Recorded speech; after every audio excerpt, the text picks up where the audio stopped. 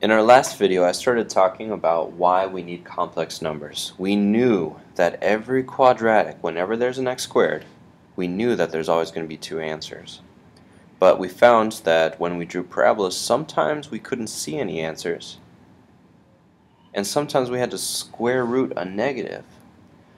Last time, we tried to solve that example. When we solved it, when we subtracted 4 on both sides, we got x squared equals negative 4. And then the problem was, what number squared would give us negative 4? There's no number that would do that. So here's what we do. We still square root both sides. We still write x equals plus or minus. The plus or minus, remember, is because of the square root. And we will keep negative 4 here. So we're going to pretend there are answers. We're going to keep going. Now what I'm going to do though is I'm going to tell you about I. I is the square root of negative 1. If we start using I, we are going to have answers here. So now one thing about square roots, I don't know if you remember this, but you could separate things while you're multiplying. So here, instead of negative 4, I can do 4 times negative 1. Now, I call this in jail. So if they're in jail, they both have to stay in jail, but you just separate them and keep them multiplied against each other. Now, we were just talking about negative 1, the square root of negative 1. What is the square root of negative 1? Well, that's I. So when we write this, we would write plus or minus the square root of 4, I. All we have to do is sub that in. Now here's the deal though, square root of 4 is actually a number, that's 2. So we have two answers here, we have plus minus 2i. And I kind of hangs around like a variable.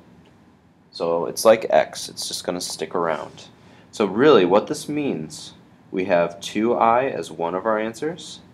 We also have negative 2i as one of our answers. I call this the high road and the low road. When I write plus or minus, I have two answers there. So if we check this, would it actually work? Well, why don't we take x squared plus 4 and just plug one of our answers in here. I'm going to plug this one in. Okay, so instead of x, I plug in negative 2i squared. And I'm just checking. This should equal 0 for it to be an answer. Now, when I square this, that means I have a negative 2i times negative 2i. I'm writing it out twice. Okay, I can do it just like a normal variable. Negative 2 times negative 2, that would be 4. I times I is I squared. And I'll just leave the plus 4 over here. What is I squared? Well, if you think about it, I is the square root of negative 1. So I squared should be, well, if you square a square root, you get negative 1. So whenever I have an I squared here, I'm going to circle it. That's going to be 4 times, because they're sitting next to each other, negative 1 plus 4. But that's just negative 4 plus 4, and that's 0.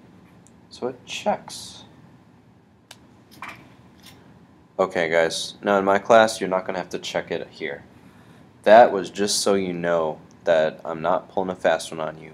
The important part is that you're able to do this kind of stuff over here.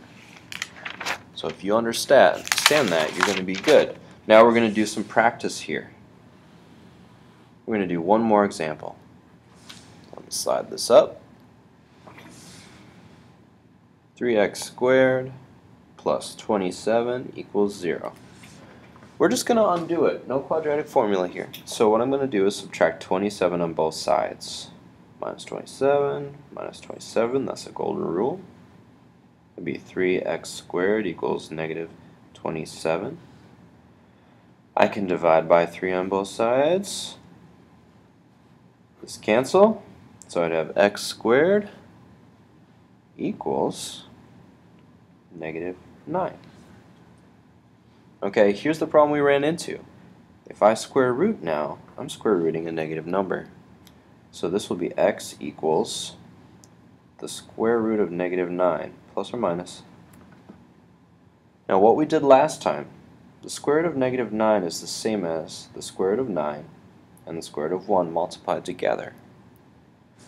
So I can take the square root of negative 1 and I can just turn that into I.